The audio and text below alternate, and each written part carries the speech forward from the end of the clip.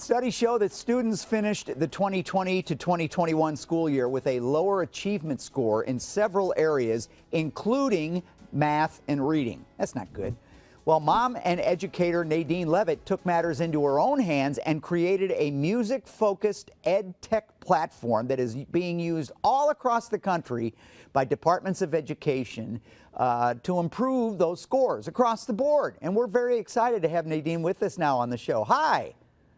Hello, thank you so much for having me. Well, thanks for coming on. We want to hear more about how music, because we've heard this before, about music and some of the emotional impact that it can have, but what is the academic impact? Well, actually, the two don't have to be so separate. They can actually be the same thing. They're actually linked. So in many ways, they can set the tone in the room, right? It can help us focus. It can teach kids also to focus for longer periods of time. I think a lot of life these days, it's short spurts. You're watching, whether it's video games or watching TV, it's like little short spurts of attention needed. Reading and mathematics actually require longer focus periods, and music helps us develop those kinds of habits. It's also about recognizing patterns. It can be problem solving. It can be about impulse control and emotional recognition. And there are lots of different pieces in a lot of different ways, but I do think we need to be really purposeful about how we do this. It also, I think, engages kids because it's fun.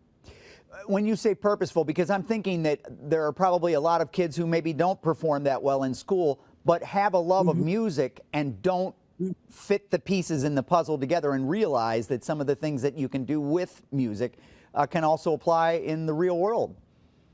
Absolutely. So one of the things that I always say is, if I say to you, can we learn this song together? Then in your head, you're thinking that's just musical skills. But if I say to you, we're going to learn the song together, but this is just problem solving 101, right? So what do we do when we're problem solving? We recognize patterns, we break it down into bite-sized chunks, and then we recognize patterns. Then we create a schedule for ourselves as to when we want to complete something by, and we check in with ourselves to see how we're doing and maybe adjust accordingly so that we make sure that we do actually complete it. And that's the same for most problem solving. So a lot of different problem solving that we do, if we're purposeful about it, we can say, hey, you just aced that. So, and that's a transferable skill across not just music, but just life. And obviously educators are just loving it and taking you up on this project, and you've had great success with it. Yeah, so far. There's also, the career technical piece of it, because there's a variety of different careers in music, right? It's not just the performer.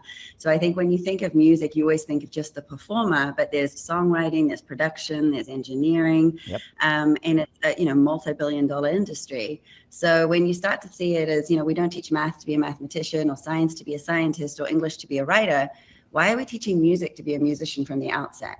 I think we can teach those musical concepts from a variety of different sort of areas. I think it's a terrific idea, and we say this all the time on this program. Leave it to a mom to figure stuff out.